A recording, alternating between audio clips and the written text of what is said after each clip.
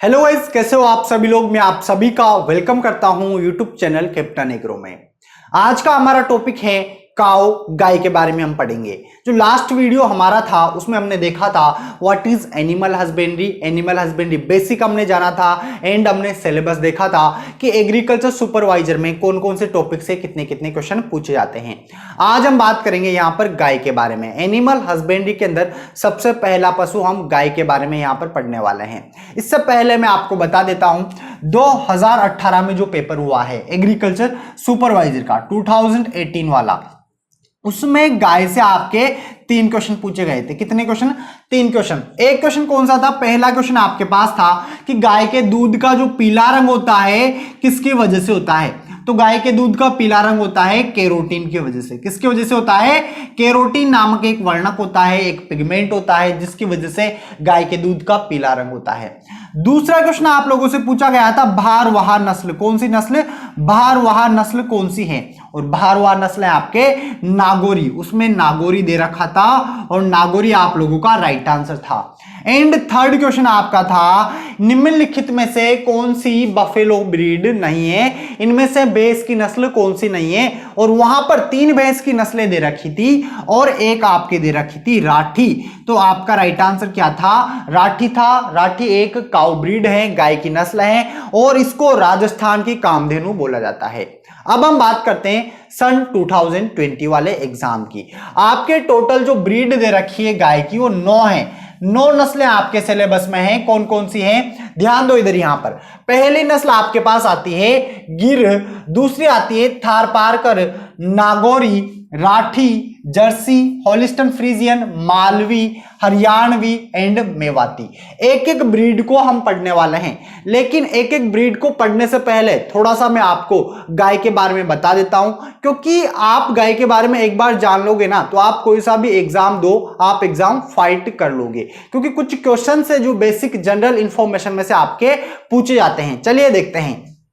सबसे पहले हम देखेंगे गाय हमारी क्या है? माता है। गाय हमारी क्या है? इसको हिंदू धर्म में माता का दर्जा दिया गया है, ये आपको याद रखना है।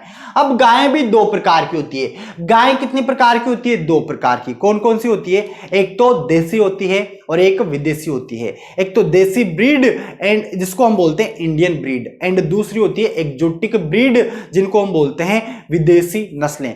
चलिए ध्यान से समझते हैं। आपकी जो काऊ हैं, जो गाय हैं, 2 प्रकार की होती है। कितने प्रकार की? 2 प्रकार की। तो बिल्कुल आप इस तरीके से बना के इसको समझ सकते हो। एक तो हमारे पास कौन सी हो गई? देसी ब्रीड हो गई। कौन सी हो गई?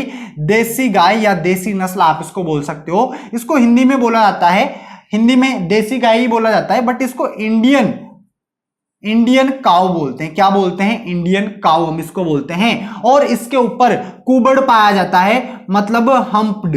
कैसी होती है? हम्प्ड, कुबड़ वाली गाय। कुबड़ वाली गाय आप इसको बोल सकते हो। अब कुबड़ क्या होता है? आप लोगों ने देखा होगा कि जो गाय है इस तरीके से गाड़ी बैलगाड़ी चलाने के लिए यहां पर एक कुबड़ बना होता है ताकि वो हल को खींच सके। इसको बोलते हैं कुबड़। तो कुबड़ किसके अंदर पाया जाता है? देसी गाय के अंदर पाया जाता है। और देसी गाय का जो जूलॉजिकल नेम होता है, देसी गाय का जूलॉजिकल नेम वो क्या होता है? बोस इंडिकस होता है। क्या होता है? बोस इंडिकस। बोस इंडिकस। और यहां पर हम बात करें दूसरी गाय की, ये पहला प्रकार हमारा हो गया। एंड दूसरी गाय हमारे पास आती है विदेशी गाय। कौन सी आती है? विदेशी गाय, जिसको हम क्या बोलते हैं? इंग्लिश में बोलते हैं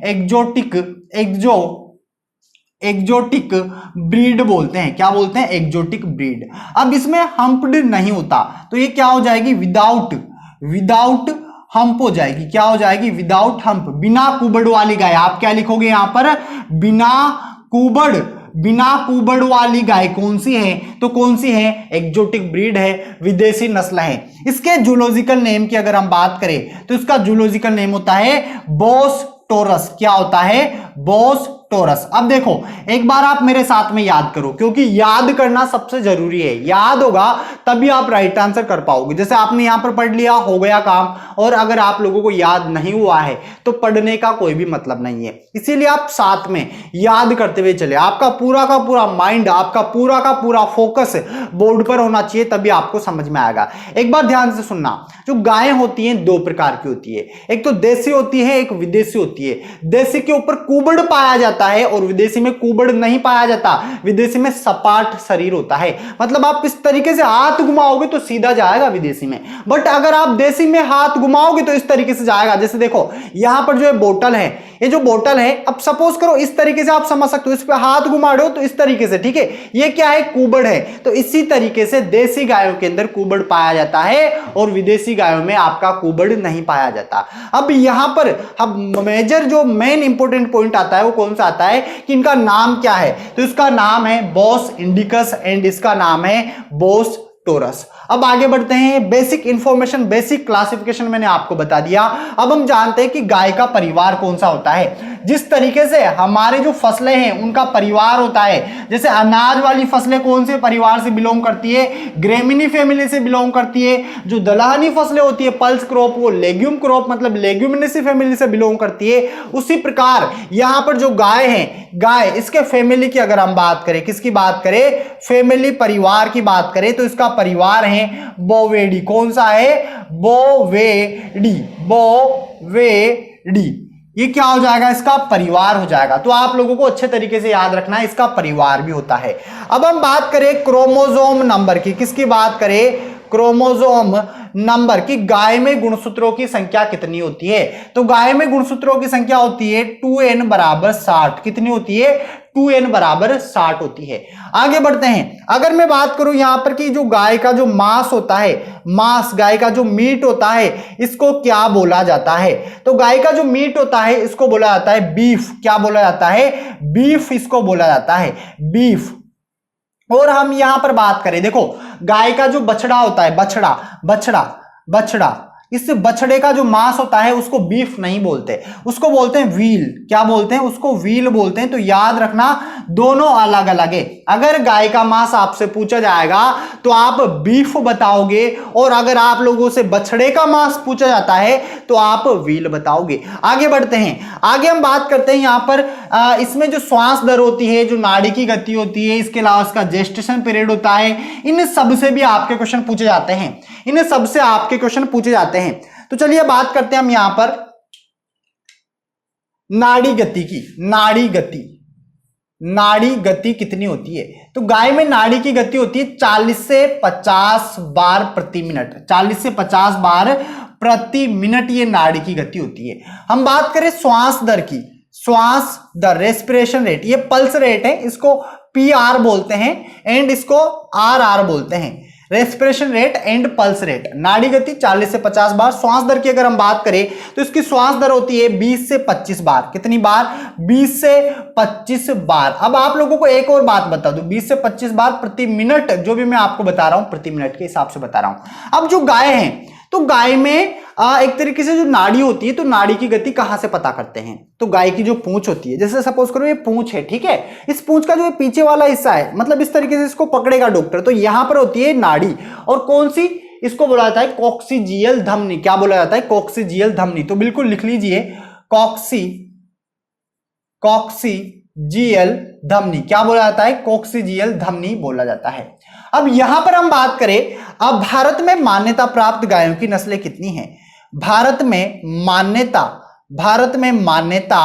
प्राप्त गायों की नस्लें कितनी हैं, तो भारत में मान्यता प्राप्त गायों की नस्लें हैं कितनी, 28 है। याद रखना बिल्कुल अच्छे तरीके से, क्या याद रखोगे, 28 है। आगे बढ़ते हैं, यहां पर देखो एक और बात मैं आपको बता देता हूं, बच्चा, जो बच्चा देती है गाय, तो बच्चा देने की क्रिया को क्या बोलते हैं, बच्चा देने की क्रिया को क्या बोलते हैं, गाय में बच्चा देने की क्रिया को बोलते हैं काविंग। क्या बोलते हैं, काविंग। भाई देखो काविंग, काव और काविंग, ING आपको लगाना है, तो ये हो जाएगा काविंग। अब गाय जो बच्चा देती है, तो मतलब देसी गाय किस उम्र में देती है और विदेशी गाय किस उम्र में देती है, ये दो क्वेश्चन यहां से बनते हैं। अगर मैं बात करूं देसी गाय की, किसकी बात करूं, देसी गाय की, तो देसी गाय जो बच्चा देती है वो देती है प्रथम उम्र, मतलब प्रथम उम्र आप इसको बोलोगे 3 वर्ष 6 माह। क्या होगा, 3 वर्ष 6 माह हो जाएगा। और अगर हम बात करें विदेशी की, किसकी बात करें, विदेशी की, तो विदेशी बच्चा देगी 2 वर्ष 6 माह की आयु में। किस आयु में, 2 वर्ष 6 माह की आयु में विदेशी गाय बच्चा देगी। अब यहां पर एक और क्रिया आती है जिससे स्टूडेंट कंफ्यूज होता है, ध्यान देना। यहां पर मैंने क्या पूछा आपसे, बच्चा देने की क्रिया मैंने आपको बताई काविंग, और प्रथम बार बच्चा देसी तो देगी 3 वर्ष 6 माह में, विदेशी देगी 2 वर्ष 6 माह में।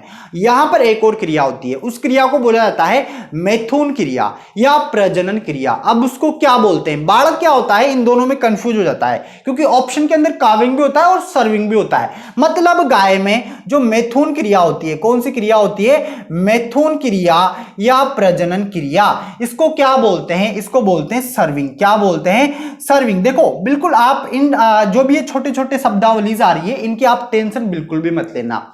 एक अलग से आपके लिए टेबल बनवा दी जाएगी और उस टेबल से आपको सारा याद हो जाएगा कि गाय में बच्चा देने की क्रिया, गाय में मैथुन क्रिया, गाय में मास, अब बहुत सारी गायें एक जगह पर बैठी हुई है, उस ग्रुप को क्या बोलेंगे, झुंड, इस तरीके से सारा उस टेबल के माध्यम से आपको समझाया जाएगा। बस यहां पर एक छोटा सा विवरण मैं आपके लिए दे रहा हूं ताकि हम जो ये गायें पढ़ेंगे इनका बेसिक आपको याद हो सके। आगे बढ़ते हैं, आगे हम बात करते हैं यहां पर जो गाय है, गाय मतलब एक गाय के लिए कितने स्थान की आवश्यकता पड़ती है, एक गाय को रहने के लिए कितने स्थान की आवश्यकता पड़ती है।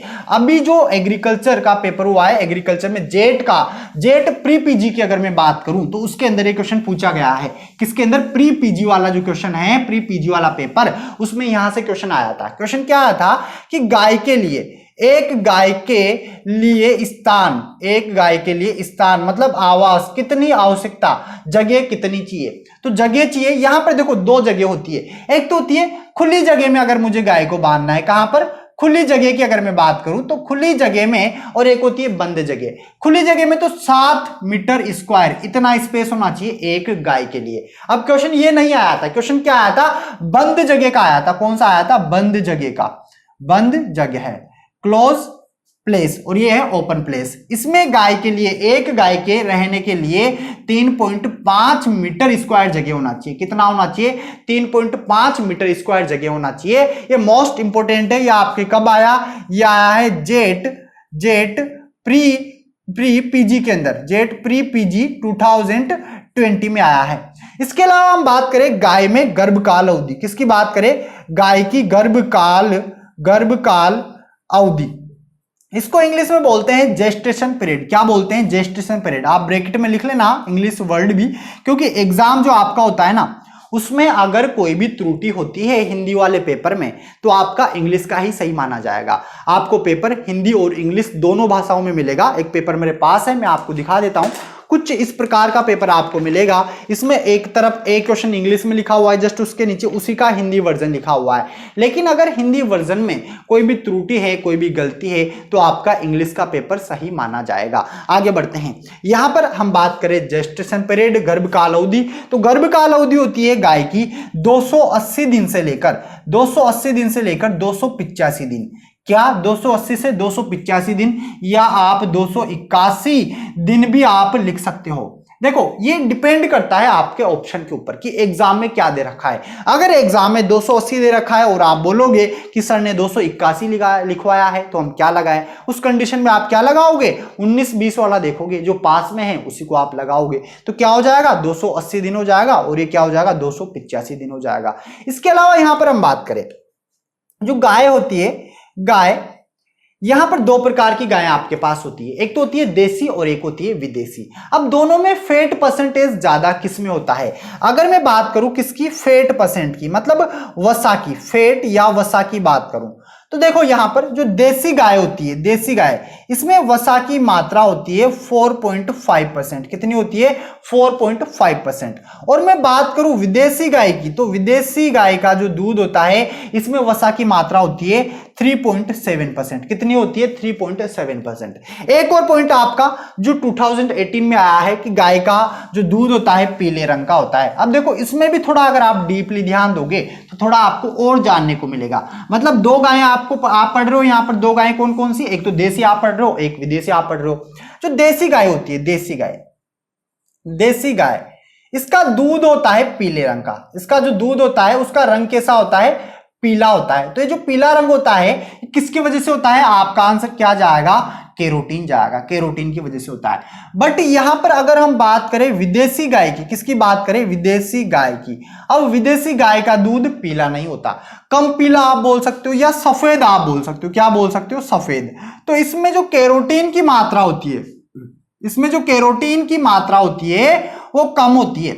मतलब कहने का मतलब है देसी गायों में कैरोटीन की मात्रा ज्यादा होगी, विदेशी में कम होगी। एक और क्वेश्चन, अगर सीधा सीधा क्वेश्चन आपसे पूछा जाए कि सफेद जो दूध होता है, दूध का सफेद रंग का कारण क्या है, तो आप बोलोगे केसीन है। क्या है? केसीन की वजह से होता है। तो बिल्कुल आप दोनों याद रखोगे अच्छे तरीके से, कैरोटीन की वजह से पीला रंग एंड केसीन की वजह से आपका व्हाइट रंग हो जाएगा मिल्क का। ये बेसिक बेसिक इंफॉर्मेशन मैंने आपको दी है। यहां पर एक और क्वेश्चन हमारे पास आता है, लेक्टेशन पीरियड, एलपी। एलपी मतलब मेरा नाम नहीं है लव प्रकाश गोमे, यहां पर एलपी का मतलब है लेक्टेशन पीरियड। इसको हिंदी में बोलते हैं दुग्ध काल। क्या बोलते हैं? मतलब गाय का दुग्ध काल कितना होता है। मतलब जब एक बार गाय ब्याती है तो कितने दिन तक दूध देती है, तो ये देती है 300 दिन तक दूध। कितने दिन तक? 300 दिन तक। अब बाल को एक वर्ष में होते हैं 365 दिन। कितने दिन होते हैं? 365 दिन। कहने का मतलब है ड्राउट पीरियड क्या हो गया? सूखा काल। मतलब 365 में से आप माइनस कर दो 300 को, तो जो दिन बचेंगे वो सूखा काल हो जाएगा या ड्राउट पीरियड हो जाएगा। तो देखो यहां पर आप DP, LP and DP, DP जो है इसको बोलते हैं सूखा काल। क्या बोलोगे? सूखा काल। और ये होता है 60 दिन का। कितने दिन का होता है? 60 दिन का। तो ये गाय के बारे में जनरल इंफॉर्मेशन, बेसिक इंफॉर्मेशन मैंने आपको यहां पर बता दी है, क्योंकि यहां से आपके जेट के एग्जाम के अलावा, आपके एजी सुपरवाइजर के एग्जाम के अलावा अन्य जितने भी एग्जाम होते हैं, चाहे वो आपके आईबीपीएस के एग्जाम हो, इफ्को के एग्जाम हो, और भी बहुत सारे एग्जाम हो, सब में यहां से बहुत सारे क्वेश्चंस बनते हैं। सारे के सारे क्वेश्चंस आपके इंपॉर्टेंट है। जैसे गर्भकाल अवधि का तो बार बार पूछा जाता है। अभी जेट प्री पीजी में आपसे स्थान पूछ लिया गया कि कितने जगह की आवश्यकता होती है। तो ये बिल्कुल आपको इस तरीके से पढ़ाया जा रहा है ताकि आपके एजी सुपरवाइजर के साथ साथ अन्य एग्जाम की तैयारी भी आप लोगों की हो सके। अब आगे बढ़ते हैं और हम बात करते हैं गिर गाय के बारे में। अब हम पढ़ेंगे गिर गाय, एक एक नस्ल को पढ़ेंगे हम कंप्लीट तरीके से, अच्छे तरीके से, डीपली, और देखेंगे कि अर्जुन को क्या दिखाई दिया था। चलिए गाइस, अब हम बात करते हैं गिर गाय के बारे में। जो गिर गाय है, गिर, सबसे पहली काव हमारे पास आती है। काव के अंदर कौन सी आती है? गिर आती है, गिर। और गिर को इंग्लिश में आप लिख सकते हो GIR, गिर आप इसको लिख सकते हो। अब यहां पर जो आपके क्वेश्चन बनते हैं, मतलब इन नस्लों से, चाहे वो गिर हो, चाहे थारपारकर हो, नागौरी हो, राठी हो, जर्सी हो, कोई सी भी काव हो, सिर्फ 3 ही पॉइंट है जिनसे आपके क्वेश्चन बनेंगे। कौन कौन से? ध्यान दो। पहला पॉइंट आपके पास आता है ओरिजिन, या तो ओरिजिन से क्वेश्चन बनेगा। दूसरा पॉइंट आपके पास आता है कैरेक्टरिस्टिक, जिनको हम बोलते हैं विशेषताएं, या विशेषताओं से आपसे क्वेश्चन पूछेगा। थर्ड पॉइंट आपके पास आता है यूटिलिटी। क्या आता है? यूटिलिटी मतलब उपयोगिता। ये 3 ही पॉइंट है जिनसे आपके क्वेश्चन बनने वाले हैं। तो आप किसी भी कंडीशन में इन 3 पॉइंट को मत भूलना। 3 पॉइंट आपको याद होने चाहिए सभी गाय के। एक तो ओरिजिन आपको याद होना चाहिए, उसकी 1-2 विशेषताएं होती है। भाई विशेषता में तो बहुत सारी आ जाती है, लेकिन 1-2 विशेषताएं ऐसी होती है जो यूनिक होती है, और वहां से क्वेश्चन बनने के चांसेस पूरे पूरे होते हैं। थर्ड आता है यूटिलिटी। यूटिलिटी मतलब है कि कितना दूध दे रही है, किसके लिए उसको पाला जा रहा है। चलिए बात करते हैं। जैसे यहां पर मैं बात करूं गिर गाय की। अब आप मुझे एक बात बताओ, जो गिर गाय है, मिल्च ब्रीड है, ड्राउट ब्रीड है, या ड्यूअल पर्पज ब्रीड है? मतलब दोहरे उद्देश्य के लिए पाला जाता है, या दूध के लिए पाला जाता है, या फिर कृषि कार्यों के लिए पाला जाता है? किसके लिए पाला जाता है? गिर को दुग्ध उत्पादन के लिए पाला जाता है। तो सबसे पहले तो आप इसमें लिखो, यह एक क्या है? मिल्च ब्रीड है। कौन सी ब्रीड है? Milch breed. मतलब दुग्ध उत्पादन के लिए इसको पाला जाता है, दुग्ध के लिए इसका पालन किया जाता है। यह आपको याद रखना है। आगे बढ़ते हैं। अब हम बात करते हैं उस पॉइंट की, पहले पॉइंट की। सबसे पहला पॉइंट हमारे पास आया ओरिजिन। इसकी उत्पत्ति कहां से मानी जाती है? तो नाम से पता चल रहा है गिर, मतलब इसका ओरिजिन हो जाएगा गिर के जंगल। क्या हो जाएगा?